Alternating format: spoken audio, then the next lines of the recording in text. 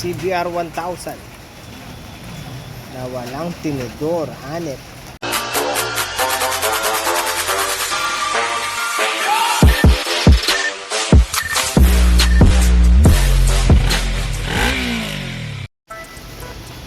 So ito, nag-aantay kami ng pyesa. Nabot kami ng linggo. Walang mabilang pyesa. Kasi yung fork seal madali lang mabili. Kaso yung bushing wala, ang putik. Ito yung bushing. Yan. Gas na rin eh. Ayun, wala ano.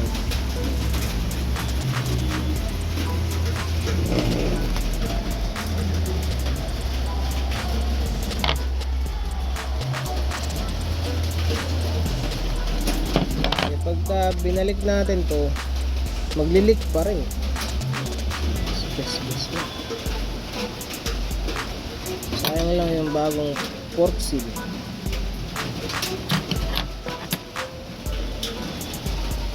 Antayin pa natin yung may-ari bumili ng ganito. Putik. Matagal nakaangat yung motor niya ng ganyan. Hanip na yan. So ito, dahil wala pa yung mga bushing natin, ito muna mga bearings papalitan. Ang laki na nung kalog. Kung ano yung mayari, hanip. Ito yun, nalinisan yan, nakita merong hanip, may issue ang putik. Sabi na wala naman, dun lang. Dumating na yung ano natin galing WeBike. WeBike. Ay, nagano ka, ginamit mo yung bang tawag doon? Yung Hindi, maliit lang yung ano eh, maliit lang yung binili ko eh. Hindi papasok yung discount. Kailangan 10,000 yun above. Laki pala dapat, madami. Dahil bumili ka na marami. Yung pakita natin yung code. Kasi baka may mga maganap yan. Ito, yung ganito, yung manibis. Tapos tong code na to para dito sa mga pan. Naubos na yun. Yung isa ubos na talaga eh. Wala na. Ganito yung tsura nung bago. Yan. Mura lang to. Magkano to? 800 plus. Ito lang isa. Isa. Isang piraso 800 plus. Pero sa Caloocan sales 1,400. 1,400. O yun lang. 1,400 sa Caloocan sales. 400. Mahal pa rin yung shipping. Hanep.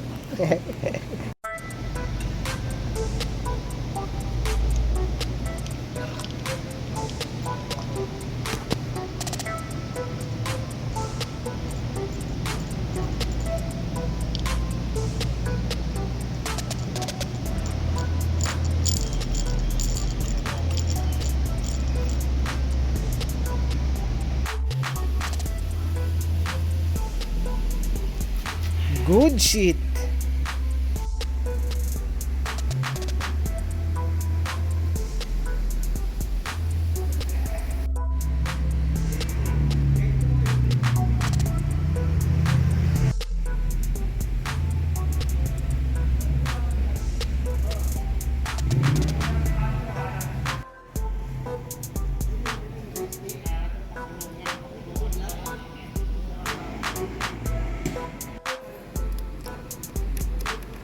Sound check nga natin.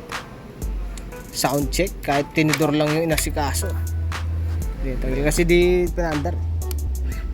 Sound check. Sound check, alam mo tinono yung carburetor o yung FI, no? Ay injector eh.